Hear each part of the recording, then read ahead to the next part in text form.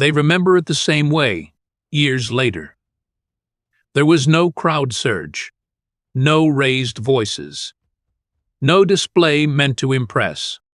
Only a brief moment when one man realized the exchange was already over. Kareem Abdul-Jabbar did not fall. Bruce Lee did not celebrate. Yet everyone present understood that whatever had been tested was finished in a single breath and would never be tested the same way again. The room was not chosen for history. It was chosen because it was available. A training space, plain in design, familiar to those who understood discipline. The floor carried marks from years of repetition. The walls held no trophies, no banners, nothing that suggested performance. This was not a place where outcomes were announced. It was a place where they revealed themselves quietly. People arrived without ceremony, some to train, some to observe, some simply because they had heard who might be present. There was no formal gathering, no agreed event, yet the air carried a particular attentiveness, the kind that comes when capable individuals share the same space without needing to acknowledge it.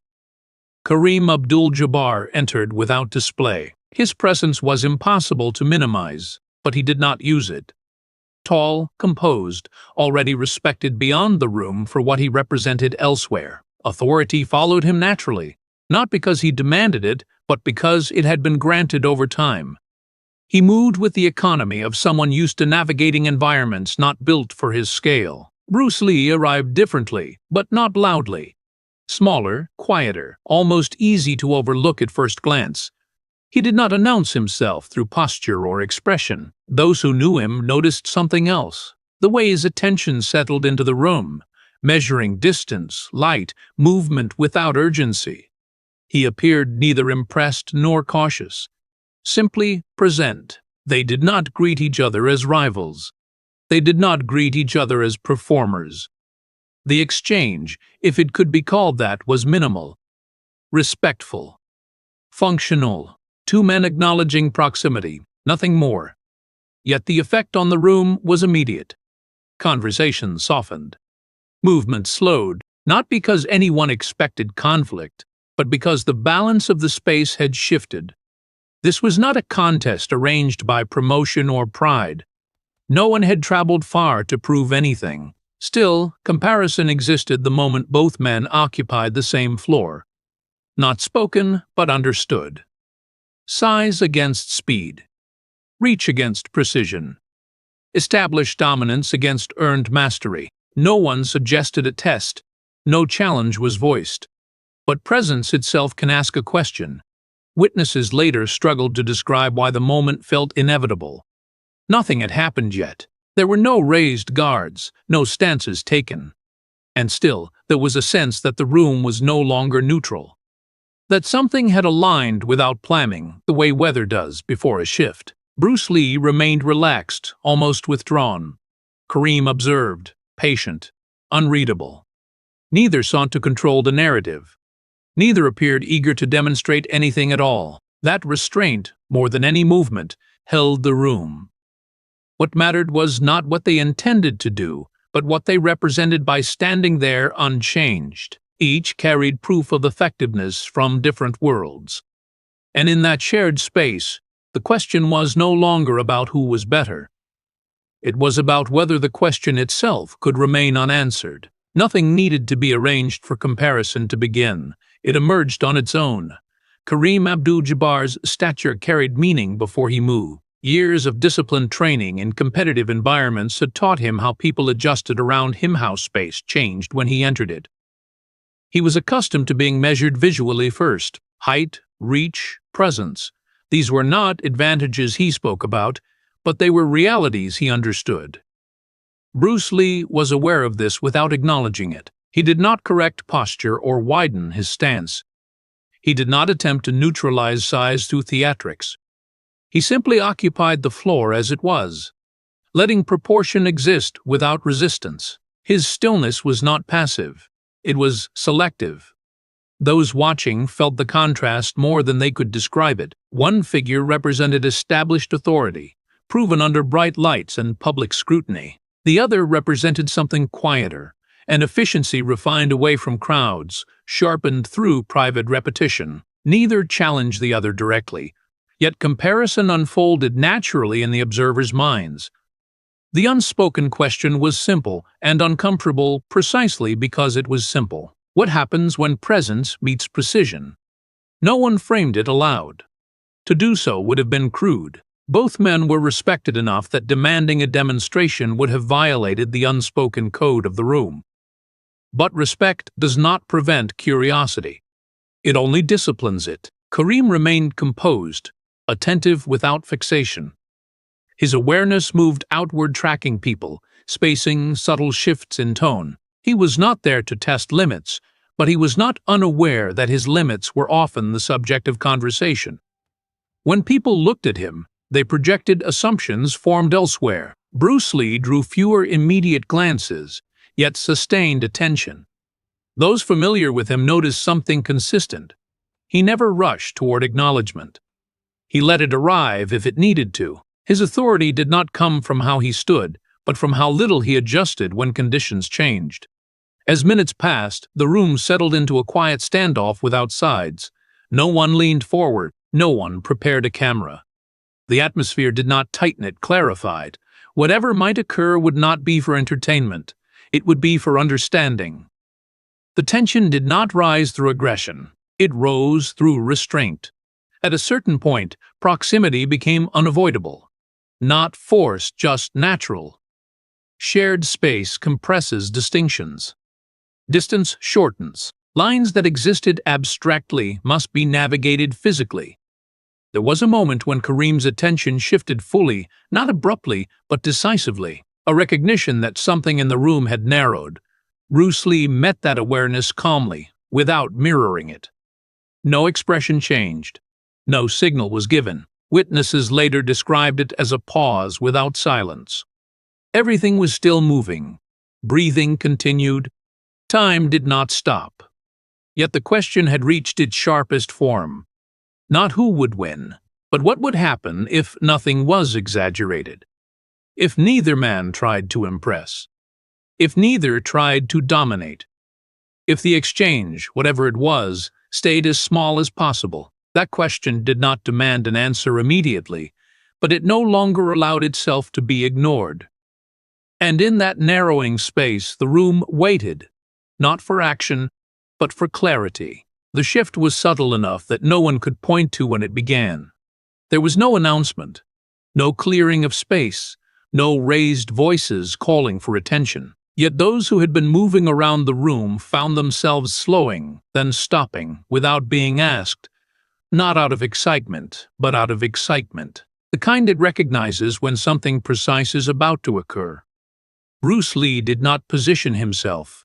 He did not step into a formal stance. His weight remained evenly distributed, casual in appearance, disciplined beneath it.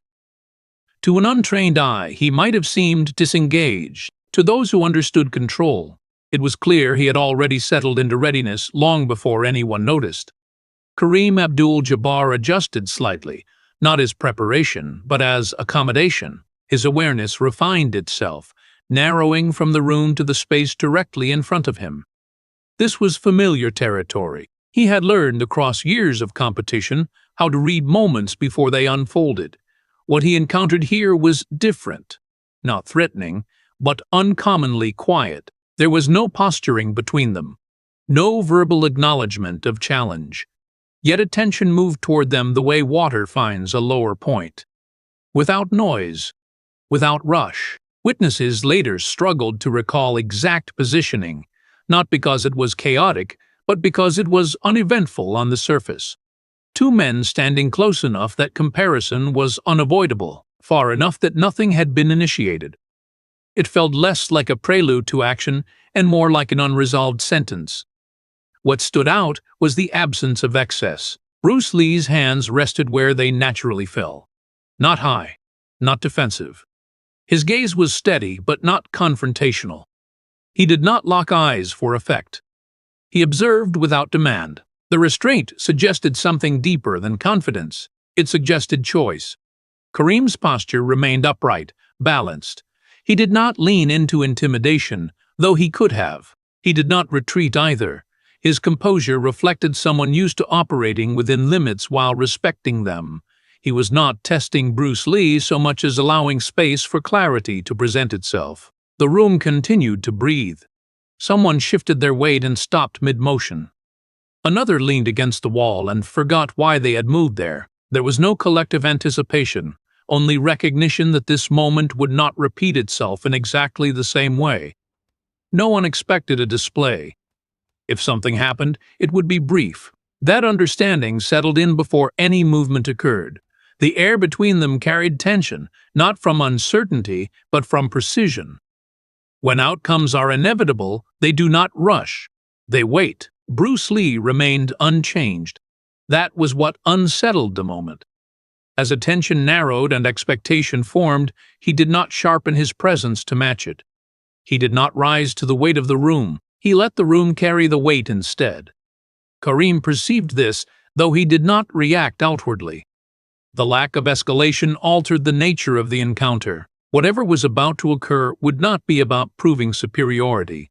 It would be about establishing boundaries. Time stretched, not long, but long enough. Then, without signal or ceremony, the space between them was no longer theoretical. And those closest would later agree on one detail. There was no sound that marked the beginning. No one could later say who initiated it. There was no step forward that could be clearly identified as intent. No visible tightening of posture. No preparatory motion that suggested escalation. What occurred did not announce itself as action. It arrived already complete. Those closest recalled only a brief shift in distance. A movement so efficient it appeared almost accidental. Bruce Lee did not advance in a straight line, nor did he retreat. His body adjusted by degrees, not angles. The change was less about speed than timing entering a space at the precise moment it became available. Kareem perceived it a fraction of a second too late to respond conventionally, not because he lacked reflex, but because there was nothing obvious to respond to. No wind-up, no warning. What reached him was not force, but placement. The contact, such as it was, did not resemble a strike meant to damage. There was no follow-through, no attempt to capitalize. A controlled touch, delivered with clarity, then withdrawn. It lasted barely longer than a breath. Yet the effect was immediate. Kareem's balance shifted, not enough to stumble, but enough to register. His center adjusted instinctively, correcting something that had already passed. The realization arrived not through pain or shock, but through understanding. The exchange had ended the moment it began. Bruce Lee did not press the moment. He did not remain in proximity. He simply returned to stillness, exactly where he had been seconds before. No expression changed. No acknowledgement was offered. The room reacted only after it was over. A few people inhaled sharply, unaware they had been holding their breath. Someone else stepped back, not out of fear, but out of recalibration. The atmosphere did not erupt. It settled. What had been demonstrated was not superiority in strength or speed. It was finality of decision. The action had not been meant to continue, so it didn't. There was nothing left to resolve. Kareem stood quietly, fully upright. He did not look toward Bruce Lee immediately. When he did, it was not with irritation or disbelief. It was with a new attentiveness, one that replaced assumption with data. No words followed. There was no second attempt. No laughter to soften the moment. No explanation offered for those who did not understand what they had seen. None was required. The exchange had answered the question without satisfying curiosity. It did not invite replay. It discouraged it. Bruce Lee remained present but unobtrusive, as if nothing unusual had occurred. That, more than the movement itself, confirmed the nature of the moment. For him, it had not been an event. It had been a correction. Kareem absorbed this without resistance. Years of discipline had taught him when to examine rather than react. He did not test the boundary again. He did not need to. Those watching sensed that repetition would add nothing. The clarity had already been established. The space between them reopened, not through retreat, but through mutual understanding. Whatever might have followed in another context did not belong here, and so it didn't. No one tried to describe what had just happened. There were no immediate reactions shaped into language. No one reached for interpretation. The silence that followed was not awkward. It was instructional. It told everyone present that the moment had already been processed by the only two people who mattered. Bruce Lee did not step away dramatically. He did not mark the end of the exchange. He simply resumed what he had been doing before light movement. Quiet attention. Nothing that invited comment. His behavior suggested that what had occurred required no reinforcement. It had stood on its own. Kareem Abdul-Jabbar remained where he was for a few seconds longer than necessary, not frozen, not stunned, just still. The kind of stillness that follows recalibration. He had felt something precise enough to alter his internal map of the situation, and he allowed that adjustment to settle fully before moving on. When he did resume activity, it was with subtle change. Nothing visible to casual observers, but noticeable to those trained to watch posture and spacing. His awareness now included a boundary that had not existed in the same way before. There was no embarrassment in this. No sense of having been diminished. The exchange had not taken anything from him. It had clarified something. Others in the room understood this intuitively. Questions dissolved before forming. No one asked for repetition. No one attempted to recreate the moment. Even curiosity respected the limit that had been set. What lingered was not the movement itself, but the manner in which it had ended without escalation. The absence of aftermath was the aftermath. Later, when small conversations resumed, the tone had shifted. Quieter, more deliberate, not because people felt suppressed, but because the environment had recalibrated around a higher standard of control. Noise felt unnecessary now. Bruce Lee did not explain his method. He never offered commentary on what had occurred. To do so would have reduced it. His restraint extended beyond physical movement into narrative itself. What could not be improved by words was left untouched. Kareem spoke little about it as well. When he did, it was without drama. He did not frame it as defeat or victory. He referred to it the way professionals refer to useful information, something encountered, learned from, and respected. Over time, the moment began to exist less as an incident and more as a reference point, not retold for excitement, but recalled when discussions turned to effectiveness. It was cited not as proof of dominance, but as an example of efficiency.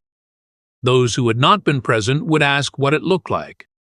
Those who had were careful with their answers. They described it briefly. They emphasized how little happened. And they always ended the same way. It didn't need to go any further. The understanding spread quietly, without embellishment. Each retelling stripped away speculation rather than adding to it. The story survived precisely because it resisted inflation. What remained was not a technique to imitate, but a standard to measure against. And in that way, the exchange continued to work long after it had ended. The story did not grow louder with time. It grew quieter. Years passed and the moment was rarely mentioned directly. When it was, it surfaced in private conversations, usually between people who understood training beyond spectacle. It was never introduced with excitement. It was brought up when someone asked a careful question about limits. Kareem Abdul-Jabbar went on to build a legacy that required no reinforcement from that day. His career continued to expand in full public view, shaped by discipline, intelligence, and consistency. What changed was not visible from the outside. It was internal, a recalibration of how he understood speed, distance, and the difference between reach and control. He did not seek rematches. He did not diminish the moment. He carried it the way experienced individuals carry rare information. Privately, without needing agreement. Bruce Lee's path moved differently, but the echo of that exchange followed him without his encouragement. As his reputation grew, stories attached themselves naturally. Some were exaggerated, some were invented. The one involving Kareem persisted precisely because it resisted embellishment. People expected fireworks when they heard it. Those who knew corrected them gently. They explained that nothing dramatic had happened. That was the point. The moment became a kind of calibration tool. When discussions drifted toward power, someone would mention it. When others argued about size, someone would pause and recall it. The lesson embedded itself without instruction. Not that speed always overcomes size. Not that technique guarantees dominance. But that mastery reveals itself most clearly when it has no interest in proving itself. Neither man built a narrative around the encounter. That absence preserved its integrity. Over time, it shifted from anecdote to reference, from reference to quiet legend. Not the kind repeated for applause, but the kind shared when precision matters. Years later, when asked indirectly about moments of clarity in his training life, Kareem Abdul-Jabbar would sometimes speak about learning when not to press an advantage, about recognizing when a point had been made efficiently and respecting it enough to stop. Bruce Lee, for his part, never documented the encounter at all. He left no record of it in writing. Those close to him understood why. To explain it would have narrowed it. To retell it personally would have shifted focus away from the principle and toward the personality. The principle did not require ownership. Decades later, the story still circulates, largely unchanged. It does not end with celebration. It does not conclude with a declaration of superiority. It ends the way it began, with understanding. Two capable individuals shared space. A question formed naturally. An answer arrived without excess. Nothing needed to be added, and that is why it endures. Not as a tale of victory, but as a reminder that the most decisive moments are often the quietest, and that true mastery leaves the room exactly as it found it. Only change.